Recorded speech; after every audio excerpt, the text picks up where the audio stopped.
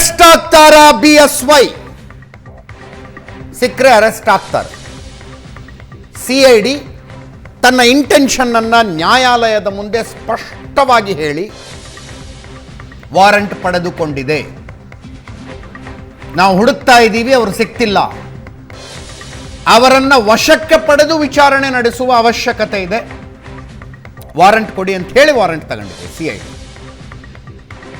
ಯಡಿಯೂರಪ್ಪನವರ anticipatory bale ಅರ್ಜಿ ನಾಳೆ ವಿಚಾರಣೆಗೆ ಬರುತ್ತೆ. ಜೊತೆಗೆ ಹೈಕೋರ್ಟ್ನಲ್ಲಿ ಕ್ವಾಶಿಂಗ್ ಅಪ್ಲಿಕೇಶನ್ ನಾಳೆ ವಿಚಾರಣೆಗೆ ಬರುತ್ತೆ. ನಮ್ಮ ಕೋರ್ಟ್ ಬೀಟ್ ರಿಪೋರ್ಟರ್ ರಮೇಶ್ ನೇರ ಸಂಪರ್ಕದಲ್ಲಿದ್ದಾರೆ. ರಮೇಶ್, ಏನೇನಿದೆ ವಾದಗಳು ಯಡಿಯೂರಪ್ಪನವರಿಗೆ ಅವರ ಮೇಲಿನ ಕೇಸನ್ನು ಕ್ವಾಶ್ ಮಾಡಿ ಅನ್ನುವುದಕ್ಕೆ ಮತ್ತು ಆಂಟಿಸಿಪೇಟರಿ ಬೇಲ್ ಕೊಡಬೇಕು ಅನ್ನೋದಕ್ಕೆ? ಅಜಿತ್, ಈಗೇನು 2 ಅರ್ಜಿಗಳು ಹೈಕೋರ್ಟ್ ಮುಂದೆ ಇರುವಂಥದ್ದು. ಈಗಾಗಲೇ 2 ದಿನಗಳ ಹಿಂದೆ ಸಲ್ಲಿಸಿದಂಥ ಒಂದು ಅಂದರೆ ಪ್ರಕರಣವನ್ನು ರದ್ದು ಕೋರಿ CRPC 482 ಅಡಿ ದಾಖಲು ಮಾಡಿದಂಥ ಒಂದು ಪ್ರಕರಣ ಬಾಕಿ ಇದೆ. ಮತ್ತು ಇವತ್ತು ಬೆಳಿಗ್ಗೆ ಒಂದು ನಿರೀಕ್ಷಣಾ ಜಾಮೀನು ಅರ್ಜಿಯನ್ನು ಕೋರಿ ಅರ್ಜಿಯನ್ನು ಸಲ್ಲಿಸಿರುವಂತಹದ್ದು ಹೈಕೋರ್ಟ್ ಮುಂದೆ.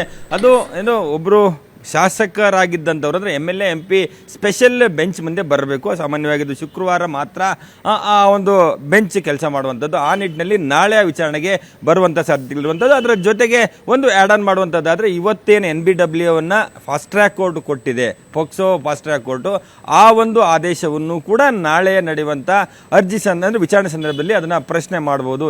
ಈ ರೀತಿಯಾಗಿ ಒಂದು 7 ವರ್ಷದ ಒಳಗಿನ ಶಿಕ್ಷೆ ಇರುವಂಥ ಪ್ರಕರಣಗಳಲ್ಲಿ ಕೇವಲ 41A ಅಡಿ ನೋಟಿಸನ್ನು ಕೊಟ್ಟು ವಿಚಾರಣೆಗೆ ಒಳಪಡಿಸಬೇಕೇ ಹೊರತು ಬಂಧನ ಮಾಡುವಂಥದ್ದು ಸೂಕ್ತ ಅಲ್ಲ. ಸೊ ಆ ವಿಚಾರಕ್ಕೆ ಮತ್ತೆ ಈಗಾಗಲೇ ಹಿಂದೆ ನೋಟಿಸ್ ಕೊಟ್ಟಂಥ ಸಂದರ್ಭದಲ್ಲಿ ವಿಚಾರಣೆಗೆ ಹಾಜರಾಗಿದ್ದೇವೆ. ಸೊ ಒಂದು ಬಲವಾದಂಥ ಕಾರಣದಿಂದ ನಾವು ಒಂದು 4-5 ದಿನಗಳ ಕಾಲ ಸಮಯಾವಕಾಶವನ್ನು ಮಾತ್ರ ಕೇಳ್ತಾ ಇದ್ದೇವೆ ಹೊರತು ನಾವು ಎಲ್ಲೂ ಓಡೋಗುವಂಥವರಲ್ಲ.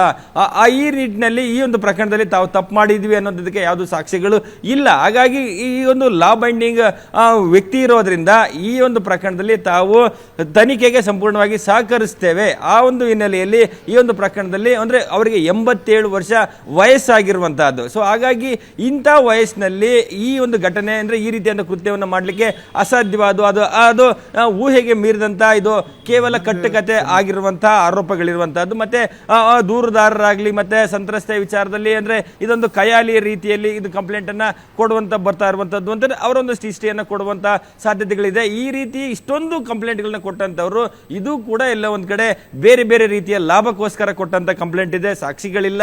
ಜೊತೆಗೆ ವಯಸ್ಸಾದಂತ ಈ ವ್ಯಕ್ತಿ ಈ ಸಂದರ್ಭದಲ್ಲಿ ಕಸ್ಟೋಡಿಯಲ್ ಇಂಟ್ರಾಗೇಷನ್ ಕೊಡುವಂತದ್ದು ಸರಿಯಲ್ಲ, ಅವರ ಆರೋಗ್ಯದ ದೃಷ್ಟಿಗಳು, ಹೀಗೆ ಬೇರೆ ಬೇರೆ ಒಂದಷ್ಟು ಅಂಶಗಳನ್ನು ಇಟ್ಟುಕೊಂಡು ನಾಳೆ ಯಡಿಯೂರಪ್ಪ ಪರ ವಕೀಲರು ಈ ಒಂದು ಪ್ರಕರಣದಲ್ಲಿ ನಾವು ತನಿಖೆಗೆ ಸಹಕರಿಸ್ತೇವೆ, ಆದರೆ ಬಂಧನದಿಂದ ಒಂದು ರಕ್ಷಣೆ, ಲೀಗಲ್ ಪ್ರೊಟೆಕ್ಷನ್ ಬೇಕು ಅನ್ನುವಂಥ ನಿಟ್ಟಿನಲ್ಲಿ ವಾದವನ್ನು ಮಂಡಿಸ್ತಾರೆ. ಈಗಿರುವಂತಹ ಪ್ರಶ್ನೆ, ನಾಳೆ ಈ ಅರ್ಜಿಗಳು ಹೈಕೋರ್ಟ್ ಮುಂದೆ ವಿಚಾರಣೆಗೆ ಬರುವ ಒಳಗಾಗಿ ಯಡಿಯೂರಪ್ಪರು ಅರೆಸ್ಟ್ ಆಗ್ತಾರ? ಒಂದ್ ವೇಳೆ ಅಷ್ಟು ಒಳಗಾಗಿ ಅರೆಸ್ಟ್ ಆಗಿದ್ದೆ ಆದಲ್ಲಿ ಆ ಅರ್ಜಿಗಳು ಮಾನ್ಯತೆಯನ್ನು ಕಳ್ಕೊಳ್ತವೆ. ಒಂದ್ ವೇಳೆ ಆ ವೇಳೆಗೆ ಯಡಿಯೂರಪ್ಪನವ್ರನ್ನ ಅರೆಸ್ಟ್ ಮಾಡದೇ ಇದ್ರೆ ನಿರೀಕ್ಷಣಾ ಜಾಮೀನಿನ ಅರ್ಜಿ ಒಂದು ಮಾನ್ಯತೆ ಕಳೆದುಕೊಳ್ಳುತ್ತೆ, ಕ್ವಾಶಿಂಗ್ ಅರ್ಜಿ ವಿಚಾರಣೆ ಯಥಾ ಪ್ರಕಾರ ನಡೆಯುತ್ತೆ.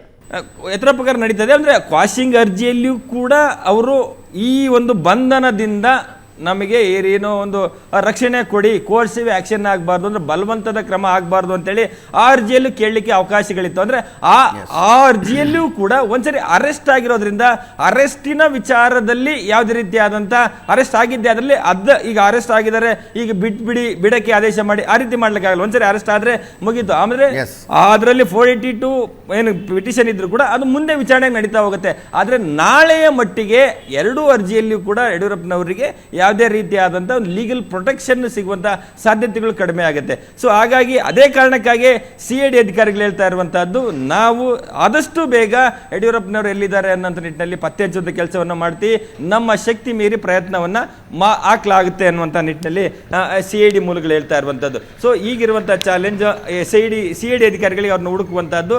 ಆ ನಿಟ್ಟಿನಲ್ಲಿ ಎಲ್ಲೊಂದ್ ಕಡೆ ಸಾಮಾನ್ಯವಾಗಿ ಯಡಿಯೂರಪ್ಪನವರು ಅವರ ಲೀಗಲ್ ಟೀಮ್ ಆಗಲಿ ಬೇರೆ ಬೇರೆ ಇದರಲ್ಲಿ ಈ ಪ್ರಕರಣದಿಂದ ಏನಾದರೂ ಮಾಡಿ ಬಂಧನದಿಂದ ತಪ್ಪಿಸಿಕೊಳ್ಬೇಕು ನಿಟ್ಟಿನಲ್ಲಿ ಅವರು ಒಂದು ಬೇರೆ ಬೇರೆ ರೀತಿಯ ಪ್ರಯತ್ನಗಳನ್ನ ಮಾಡುವಂತಹ ಸಾಧ್ಯತೆಗಳಿದೆ. ಸೊ ಏನಾಗುತ್ತೆ ಅನ್ನುವಂಥದ್ದು ಸದ್ಯಕ್ಕಿರುವಂತಹ ಕುತೂಹಲ. Ajit, yes, thank you Ramesh ನಿಮ್ಮ ಎಲ್ಲ ಮಾಹಿತಿಗೆ.